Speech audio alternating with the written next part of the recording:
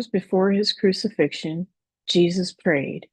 He said, "Father, the hour has come." He knew that the reason for his birth was near, so he prayed for all believers that they would always be protected by God from the evil one, and that they would always know and believe in God and the truth. He prayed for glorification over believers, that they are completely freed from sin and transformed into the likeness of Jesus Christ, both physically and spiritually. Jesus also prayed for himself, accepting that the reason for his birth was not just to tell of God, but to die.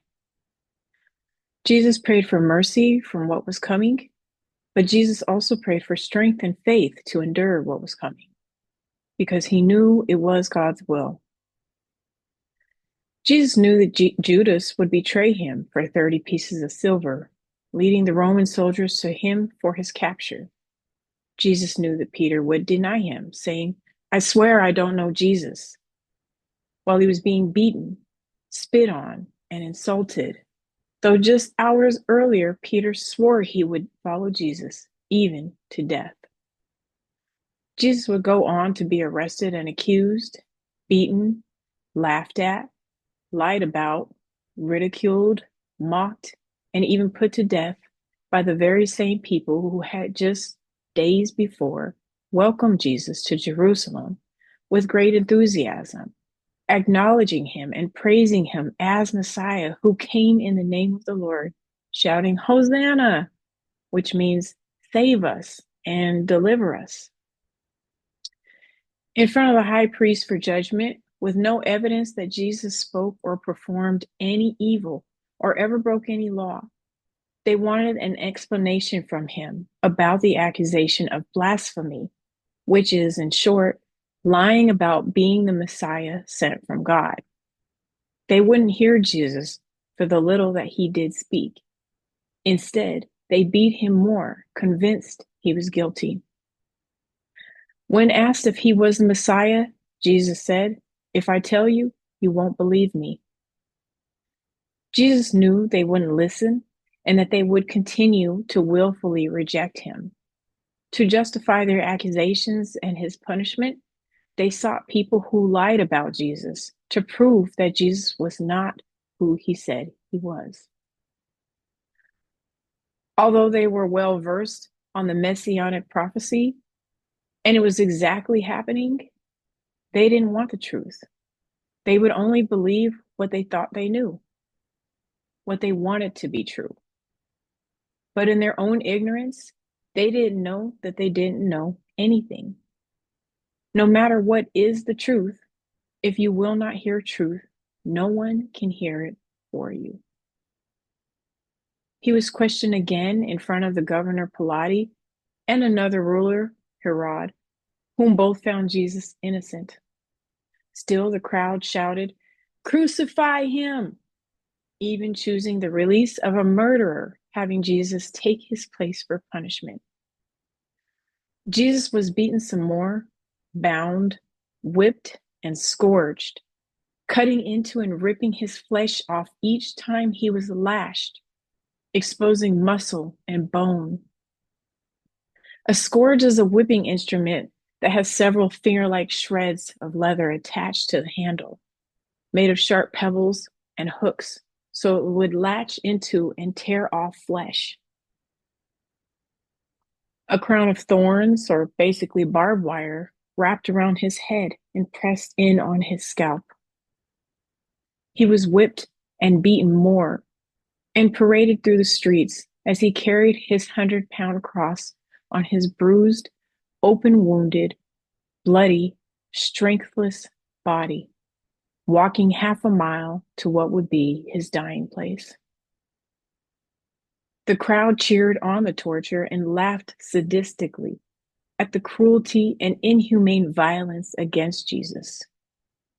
A giant nail, or more like a railroad spikes, were hammered through each hand and his feet with the capacity to hold his weight on the cross, just enough so that his body wouldn't come loose or tear away off of the cross. The outstretched positioning of his arms would nearly dislocate his shoulders and make it very uncomfortable and difficult to breathe.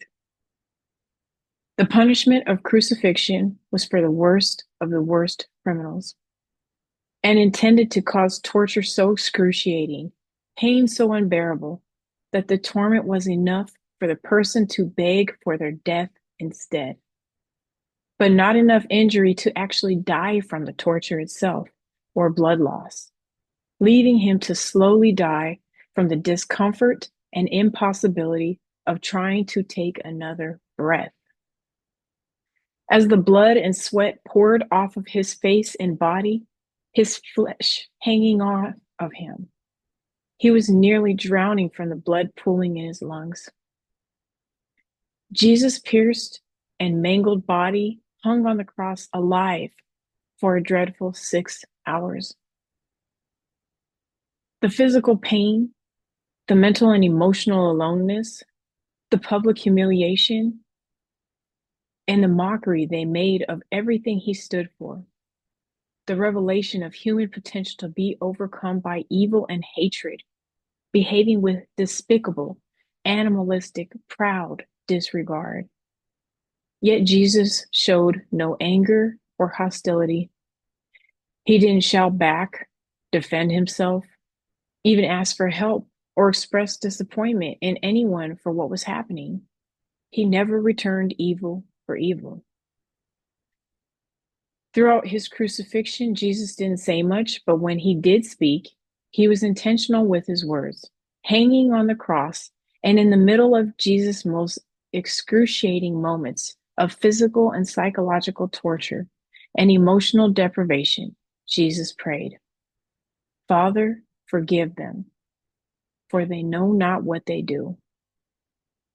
Woe the willingness to sacrifice. Jesus never wavered from his character of love, of servanthood, selflessness. And Jesus kept in communion with God, constantly praying.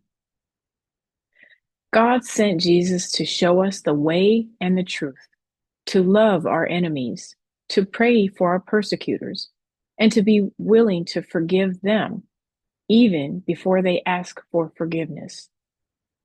He prayed for God to forgive the very people crucifying him, and not just the forgiveness of them for their sins, but Jesus repented on behalf of them, asking for forgiveness for them.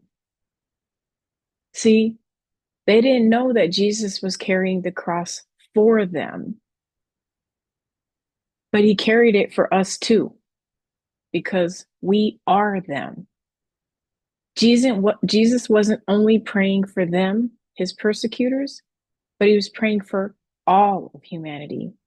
And that prayer covers us too. His suffering afforded us salvation so that we don't have to suffer. And his wounds, we are healed. We are free. You see, Jesus knows what suffering and misery does to us. Judas suffered so greatly for betraying Jesus that he gave his life to suicide. Peter didn't even know that he was denying Jesus. He was just fearful of what was happening and that it could happen to him. But when he realized what he'd done, he suffered deep shame, guilt, and unworthiness. So whether we don't know what we think we know, or whether we don't know that we don't know, Jesus doesn't want us to suffer from carrying shame and guilt and unforgiveness in our life. Jesus knew that we are our own trespassers. We are the author and captor of our own suffering and misery, that we cast suffering on others and that we cast suffering on ourselves. Where there is no forgiveness, there is bondage to suffering. And little do we know, when we suffer, we are willfully ignorant to truth. Because truth is love, forgiveness, serving, and looking out for one another. Forgiveness is surrender to what we think we know. The enemy tells us convincing lies that we don't know that we believe. Following Jesus is the way, the truth, the whole truth, and nothing but the truth.